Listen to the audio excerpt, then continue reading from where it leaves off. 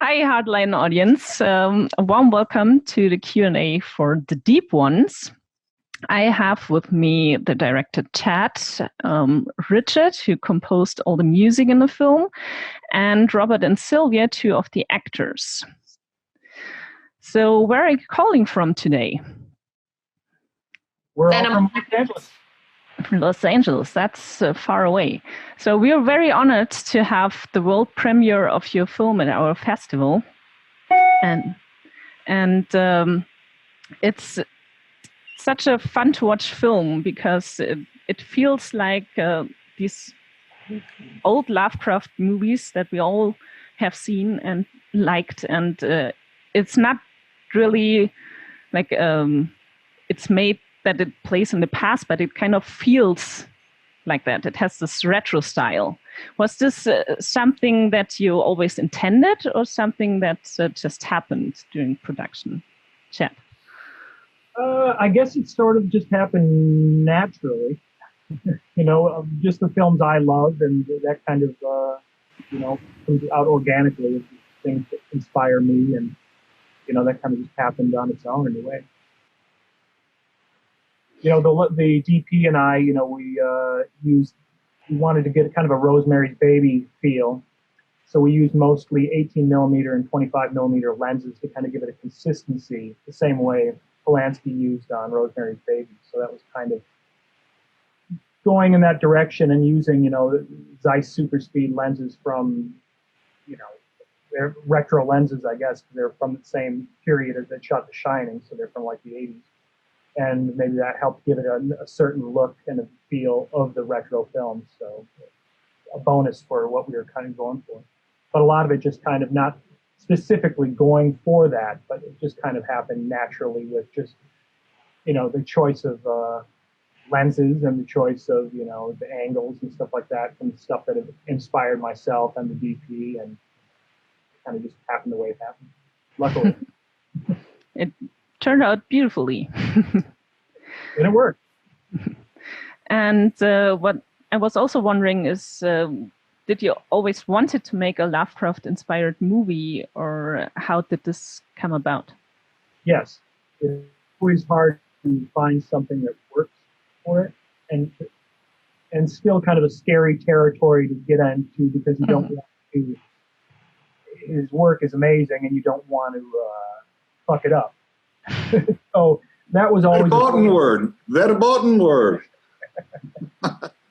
But, of course, and this was something that kind of fell into that spot, especially with the ocean beach location that we had to shoot at. So it kind of worked itself perfectly to jump in, to dive into a Lovecraft territory, which was mostly, the inspiration was, Shadow over Innsmouth, Dagon, Call of Cthulhu, Dunwich Horror, all those kind of mingled their way into this in the writing process. And I hope, the Lovecraft fans out there don't think we mucked it up and can embrace it as much as it was exciting to embrace his work. And, and I hope we succeeded, and especially with Richard's score, the master of Lovecraft films, helped definitely bring it up to a level that I don't think it would have reached without his collaboration. So, I was excited to tackle Lovecraft, and I hope the audience agrees and enjoys it as much as we did in making it. Yeah, so follow-up question on that for Richard. So you also did the score for The Reanimator, which is like one of the most beloved Lovecraft movies ever. So when you make a movie for a film, and in this case you have kind of a connection across movies, maybe because it's like this overarching theme, do you compose the music? Well, yes, it seems that I've done the most Lovecraft films and television things of anybody out there, and I've always envisioned Lovecraft and that era in a certain way. that is, I think, historically pretty correct, especially given the times, where it's not just the bizarreness and the horror and the eeriness, but I think you have to look at it in times of the culture at the time itself. So it really was a time of renaissance when it came to science and the melding of science, superstition, and all of these different things. And in the case of Reanimator, it was obviously there was a melding of that and taking not only the culture, but in musical terms, making an identity that I would consider kind of my identity for Lovecraft, which is there is a sense of bizarre humor in it all, because if you think of it in terms of the day, it's like who would have been thinking and experimenting and doing all these things? They must have been considered crazy at the time. And whereas you'd have to go back to the actual Renaissance and what Da Vinci was doing or what have you in its day to even have a comparison. But in Americana, there was a definite culture that lended itself to that. So that's something that I saw important to carry out through all the Lovecraft films and television shows that I've done, a good deal of which were with Stuart Gordon, and of course the TV series Masters of Horror with Stuart's episode of Dreams in the Witch House and The Resurrected and all this. It was a matter of melding these all together. So there was other than my kind of personal style, there was an overarching theme that goes along with all of the films and all the scores that I've done. This took a little bit of a different tack because it was a little more modernistic in its approach rather than classical. So, but still, it still fits the mold. Thanks.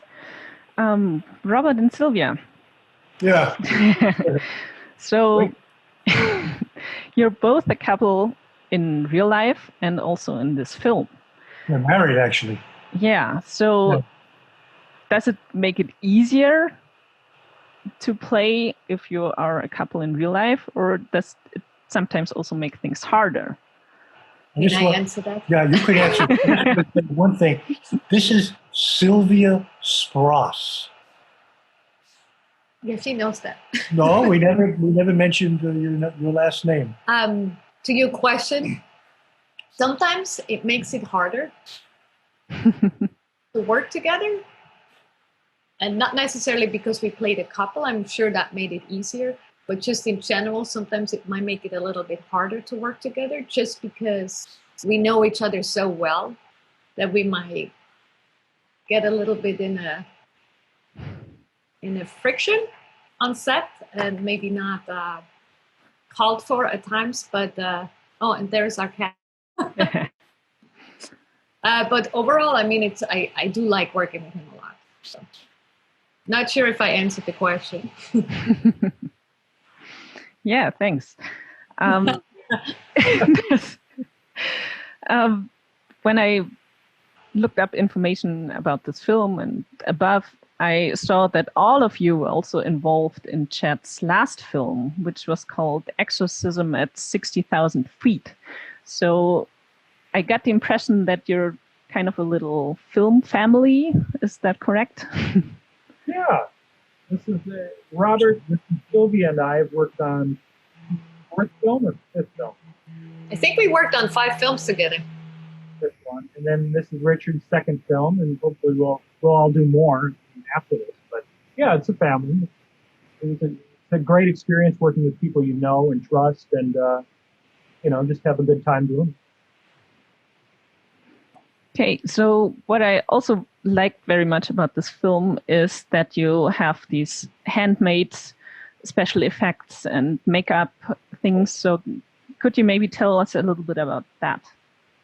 Yeah, no, it was all about, practical effects of the best. And we worked with Jim Olja on this one, and I'd met him when I used to do some trauma stuff, and we kept in touch and whatever. And when and I contacted him and said, "Hey, we need a monster," and Chud is one of the examples with the glowing eyes I wanted, and so it was one of those things and lots of tentacles, with the specifications I gave to him, and then he worked magic, and he was actually really only on the film because our budget was practically zero, so every penny had to count. So for his stuff, we had to kind of make it all within 4 days of, we have to do all within 4 days of a 14-day shoot. So it was kind of like, okay, we need you this day, and this day, and can the makeup girl just do the tentacles on this day? So it was kind of spreading out all the effects, and then the big stuff like the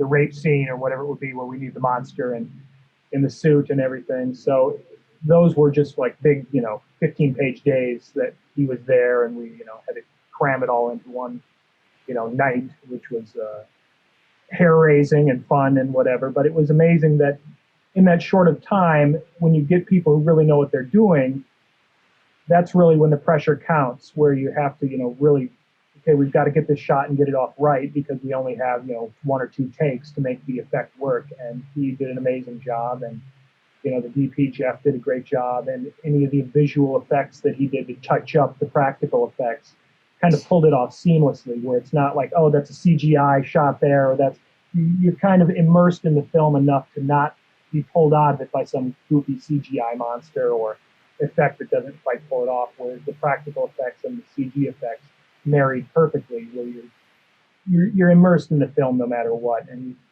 I think that's a tribute not only to the effects people, but also the sound design and the music and the acting that kind of just all makes it seamless. And it worked great.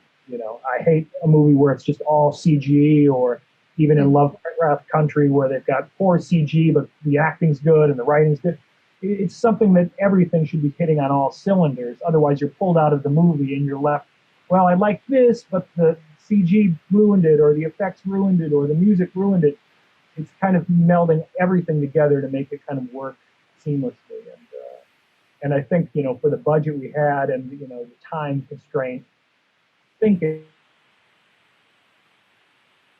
runs out of the theater screaming how awful it was, or they clap and love it, and we're in kind of that waiting zone to find out how the audience receives it. I wouldn't worry too much about that. Oh, I'm always worried. I like that. Keeps me up at night. It's a good attitude. Yeah. So as a follow-up on the tentacles, I wanted to ask Silvia, how does it feel to play kind of the mother of a tentacle thing? Yeah, weird. I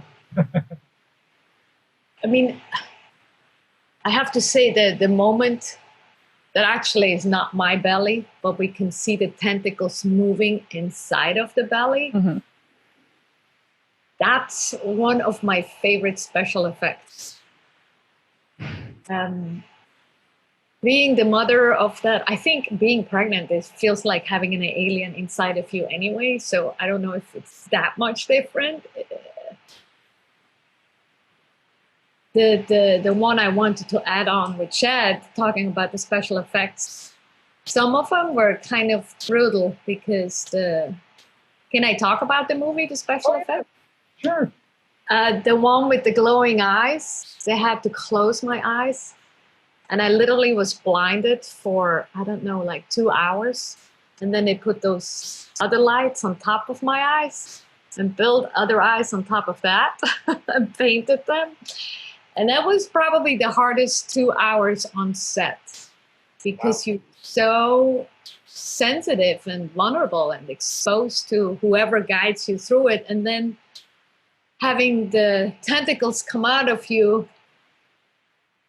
seeing it, throwing up, having glowing eyes, and I could see the light. So if it was pushed too hard to my eye, it kind of was hurting. So that was just like a crazy, crazy moment.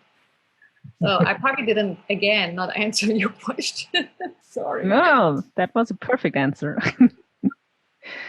So, Robert, Yes.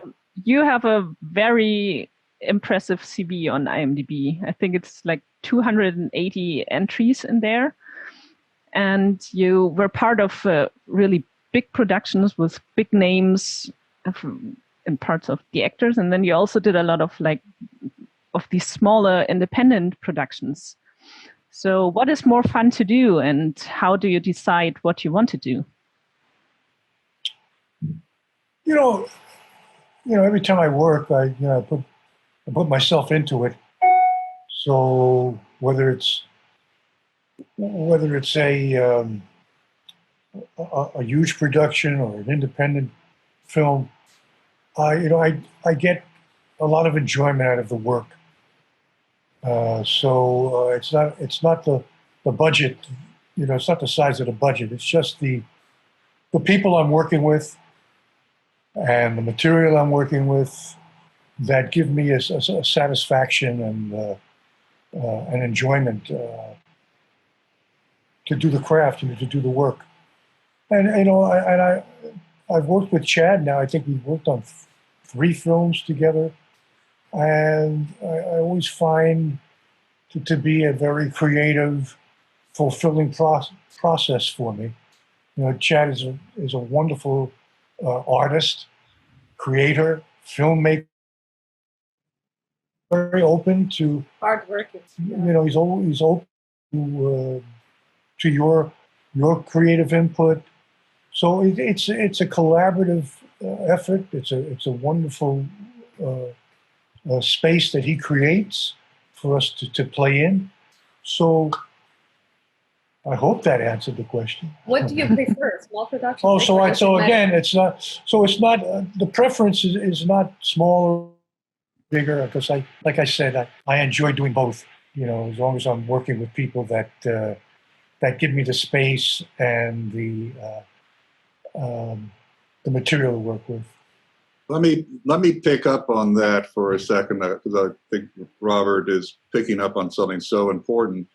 It really, also in my case, having worked on much larger projects and smaller ones, it's not so much the budget, it's really who you're working with, and it's your own process. I think it's generally speaking, I really like working with independent and actually smaller budget films, as it turns out, mainly because there's a lot more, how can I say this? There's more creative space to deal with. It's easier when you have the trust of the director and producer and those sorts of elements. A lot of times on the much larger projects, you're having to deal with people that you've never met, large, 10 executive producers on something, and then it has to go to the head of the studio and this and that, and you're getting opinions and feedback from sometimes 30, 40 different people whom you've never even met or talked with. And so there is a lot, for me, I find a lot more working with independent films.